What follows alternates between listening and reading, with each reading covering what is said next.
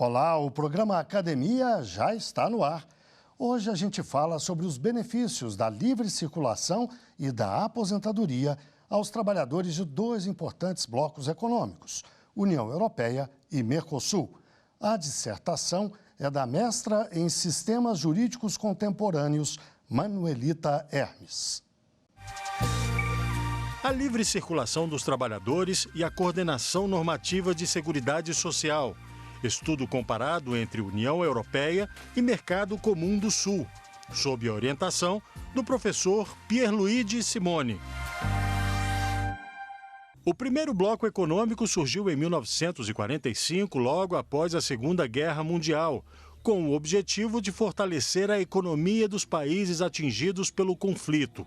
Hoje, eles representam a globalização da economia de diferentes países e a quebra das fronteiras entre mercados.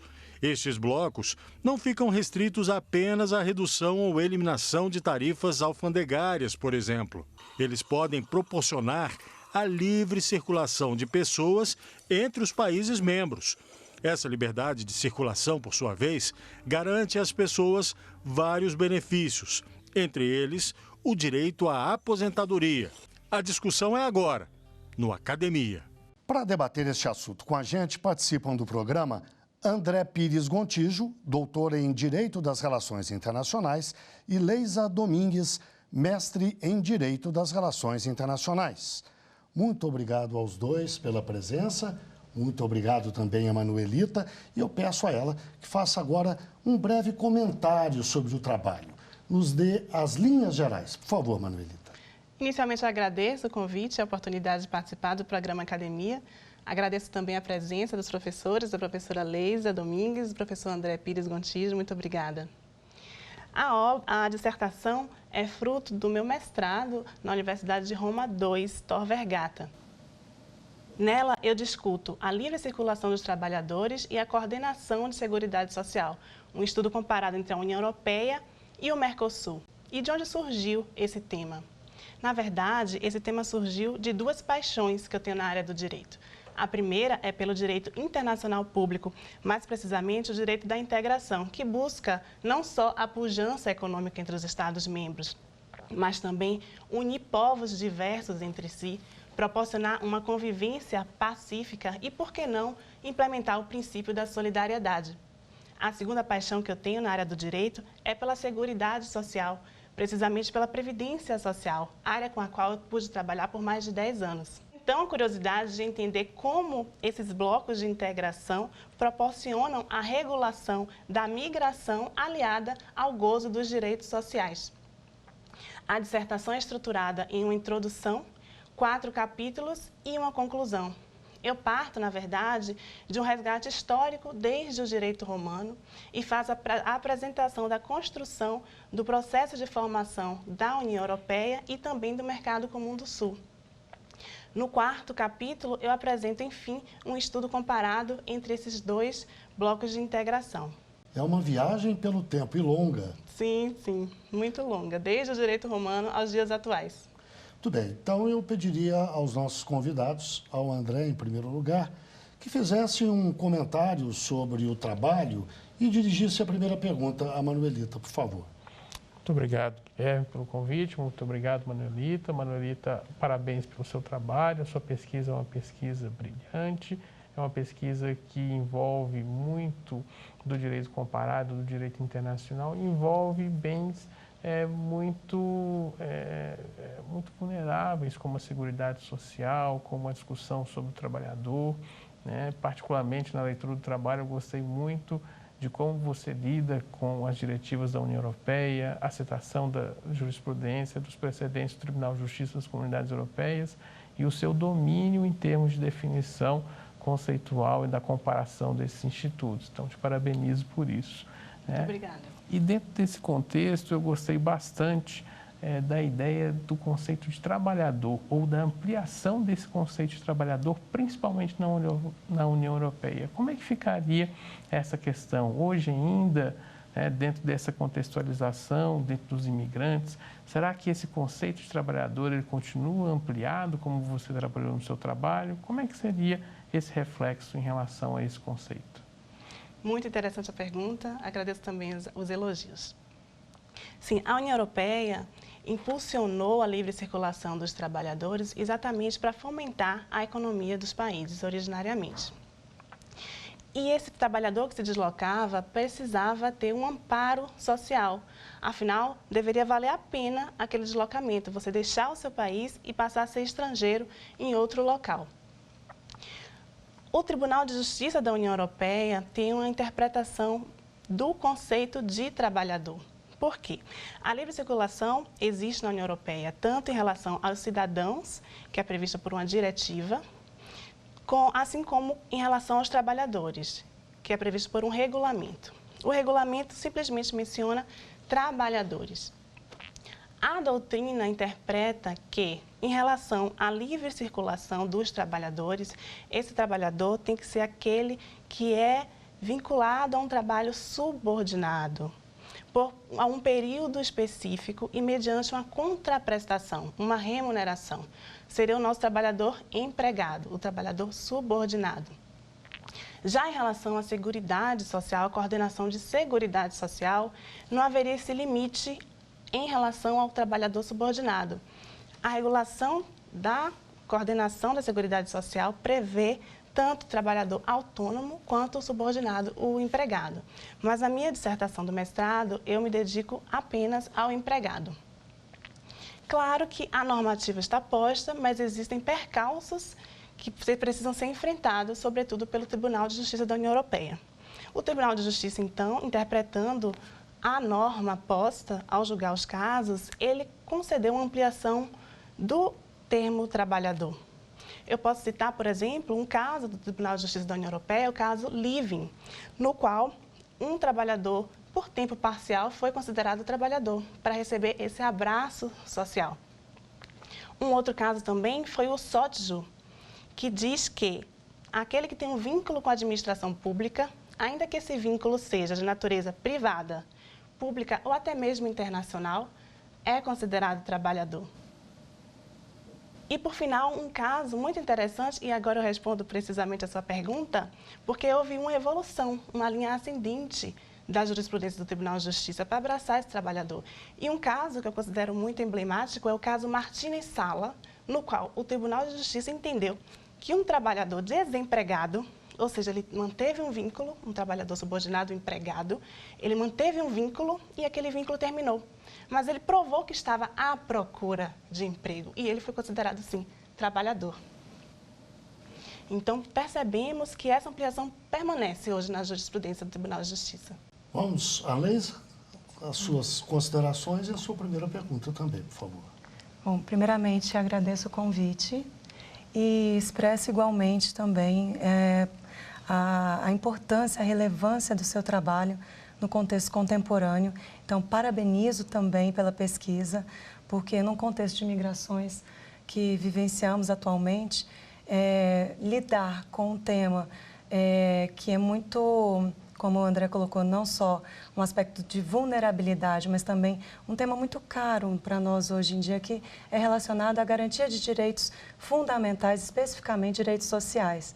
Então, tratar essa questão no âmbito de um direito comparado, como você trouxe, no contexto da União Europeia e também da nossa realidade aqui mais próxima do Mercosul, vai engrandecer certamente o nosso ambiente acadêmico. E acredito que esse espaço está aqui realmente para isso.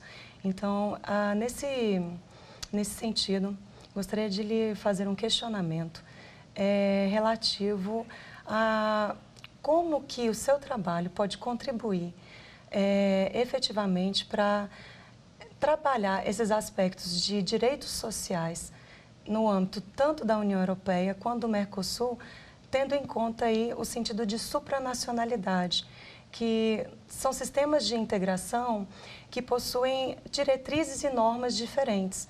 Então, a União Europeia, ela adota esse aspecto de supranacionalidade que ainda não foi evoluído no âmbito do Mercosul. E isso está muito bem explicitado ali no teu 4º capítulo, né? Então, eu queria que você trabalhasse um pouquinho essa questão, lidando aí um pouco com essa dificuldade com relação ao aspecto da supranacionalidade. Muito obrigada, professora Leisa, pela presença, pelos elogios e pela pergunta muito instigante. Realmente, uma das diferenças, o objetivo da comparação foi averiguar semelhanças e distinções, diferenças entre os blocos. E uma grande diferença que eu averiguei é a existência da supranacionalidade na União Europeia e a intergovernamentalidade no Mercosul. As normas na União Europeia, como eu expliquei, surgiram como motor da economia e, paulatinamente, foram agregadas as dimensões sociais e cívicas a essa evolução da União Europeia. E o Tribunal de Justiça teve um papel fundamental, ele realmente, eu considero, um motor da integração. Além disso, a União Europeia possui um aspecto institucional muito forte.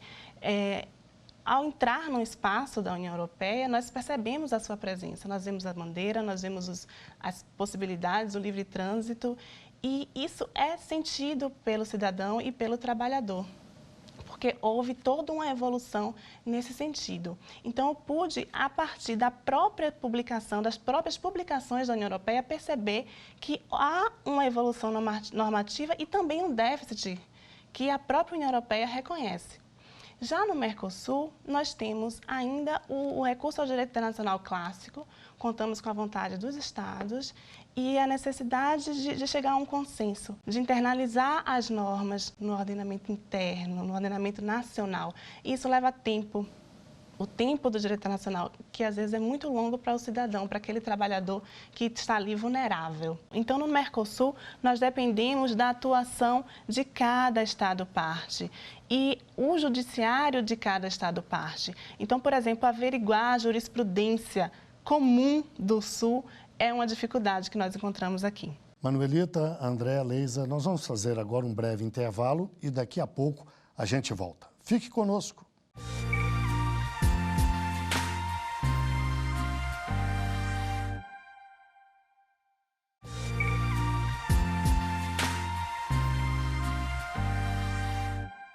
Estamos de volta com o programa Academia. Hoje a gente fala sobre os benefícios da livre circulação e da aposentadoria aos trabalhadores de dois importantes blocos econômicos, a União Europeia e o Mercosul. A dissertação é da mestra em Sistemas Jurídicos Contemporâneos, Manuelita Hermes. E estão aqui com a gente André Pires Gontijo, doutor em Direito das Relações Internacionais, e Leisa Domingues, mestre em Direito das Relações Internacionais. Manuelita, a sua dissertação se transformou num livro, Livre Circulação de Trabalhadores e Seguridade Social. O livro é exatamente ipsis literis a dissertação ou você acrescentou algum material? Sim, o livro foi lançado esse ano, em 2019, e é o conteúdo integral da minha dissertação. Eu fiz apenas ajuste no título para torná-lo mais compacto e um pouco mais comercial. E as pessoas que se interessarem, como é que podem ter acesso ao livro? Ele está disponível já nas melhores livrarias do país e também no site da editora Lumen Iuris. Muito bem, vamos voltar ao debate? Sim, claro. Eu vou pedir ao professor André que faça algumas observações novas, acrescente observações ao bloco anterior e faça a sua primeira pergunta deste bloco. Quando eu li o debate, foi muito interessante, principalmente no que diz respeito a essa diferença da supranacionalidade com o Tribunal de Justiça da União Europeia e a intergovernamentalidade do Mercosul. Em tese, a gente teria um déficit democrático no Tribunal de Justiça da Comunidade Europeia, porque não haveria uma participação um pouco mais próxima do cidadão ou do trabalhador beneficiário. Por outro lado, a intergovernabilidade do Mercosul acaba gerando aí não uma ausência de déficit democrático, mas uma ausência de controle, né, que uma entidade supranacional poderia fazer em relação, né, aos estados e governos locais. Então, a pergunta que eu gostaria de saber, diante dessa dificuldade do Mercosul, é como é que a jurisprudência do Tribunal de Justiça da Comunidade Europeia ela lida com a Seguridade Social como um todo. Ela faz uma ascensão, ela faz um retrocesso, ela gosta de fazer um detalhe no sentido de ter, né, uma especificação do direito. Como é que você, na sua pesquisa, gostou de observar essa jurisprudência? Muito obrigada pela pergunta, professor André. É muito estimulante. Realmente, o Tribunal de Justiça, com essa função propulsora da União Europeia, ele delineou os direitos fundamentais dentro da União. Na verdade, os direitos fundamentais surgiram a partir da jurisprudência do tribunal e a partir daí foram cristalizados na Carta de Direitos Fundamentais, a Carta de Nice, por exemplo. Mas em relação à Seguridade Social, eu vejo uma postura muito equilibrada, porque de um lado nós temos os estados, e Seguridade Social é um tema sensível, mexe com custeios, e do outro lado nós temos os trabalhadores.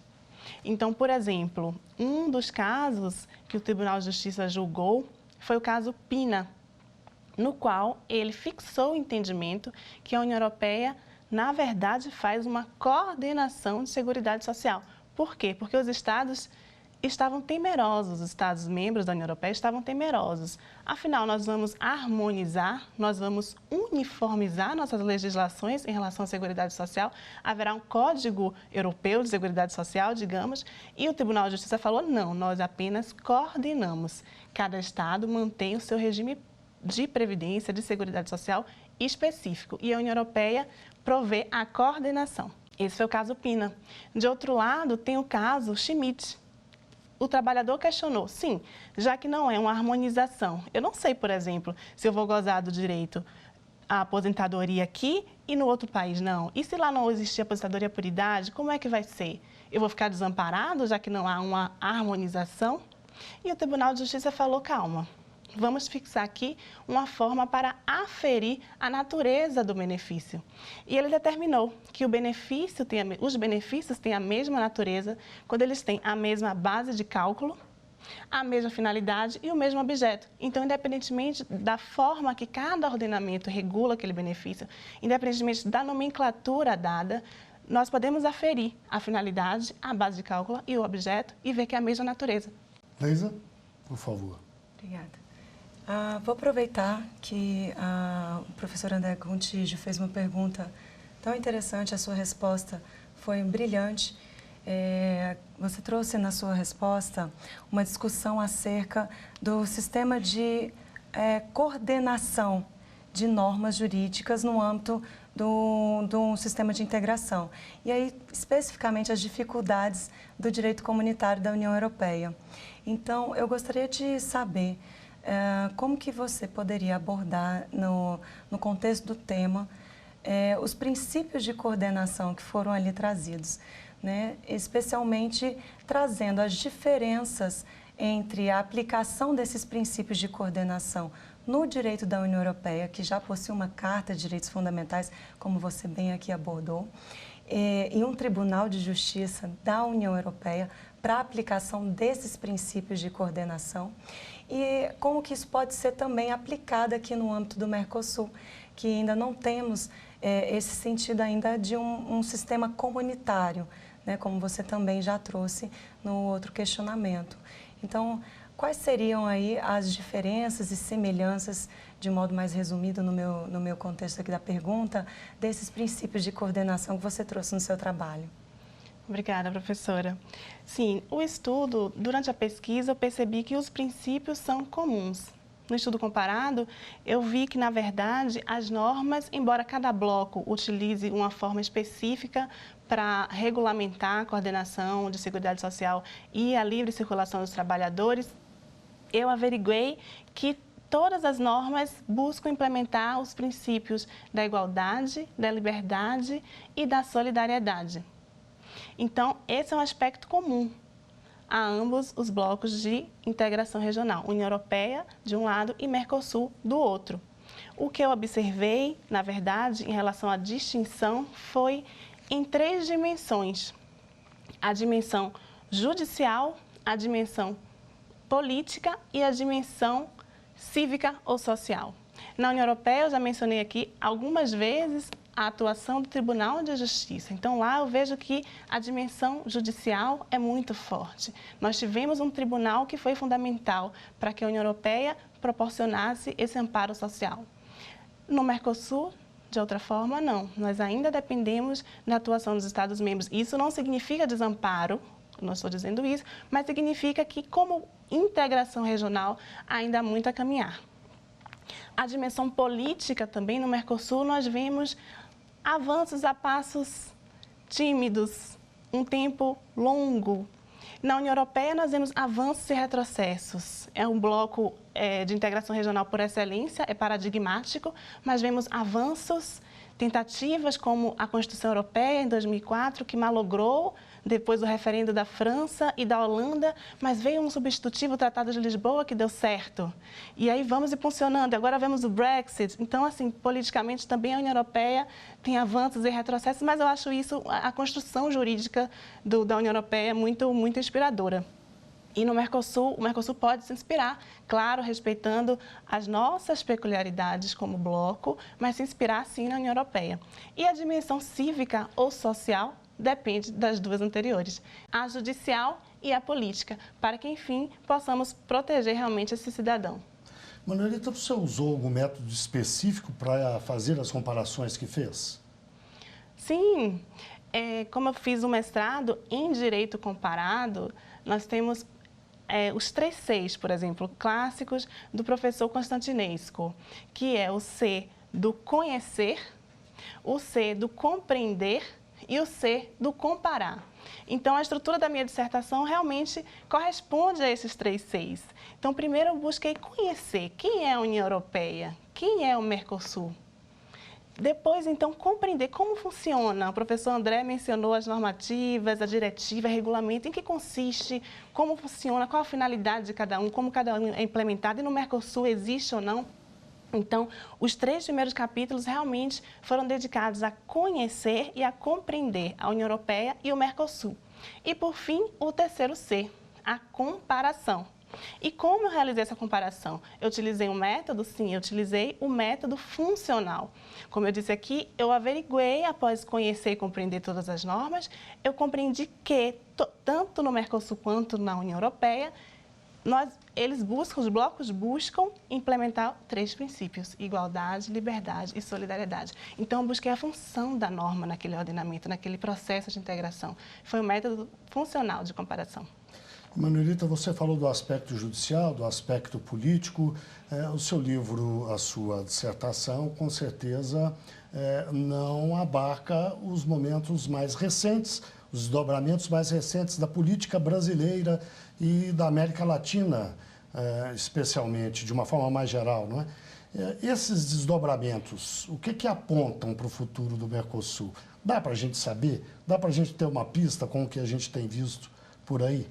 É instigante essa pergunta, realmente, que não está na dissertação, mas eu acompanho, como sou apaixonada pelo tema, eu acompanho os desdobramentos. E vendo o Brexit, eu cheguei a ver algumas notícias sobre um ensaio, uma tentativa do Brasil deixar o Mercosul, mas depois isso desapareceu. Eu fiquei realmente na torcida de que fosse simplesmente uma fumaça, e foi. Mas eu ouso dizer que é provável que nós passemos por um período de estagnação. O que eu também não considero, dentro do direito internacional, eu não considero um problema. Eu acho que faz parte do processo, do caminhar, estagnar, avançar, refletir, para que possamos tomar passos seguros avante. Manuelita, muitíssimo obrigado pela participação no programa, pelos seus esclarecimentos sobre a dissertação. Obrigado, professora Leisa, ao professor André. E o Academia fica por aqui. Você pode assistir a íntegra deste e de programas anteriores disponíveis na internet. Acesse o nosso canal no YouTube, TV Justiça Oficial, e o nosso e-mail, academia@stf.jus.br. Saúde e paz para você e até o próximo programa.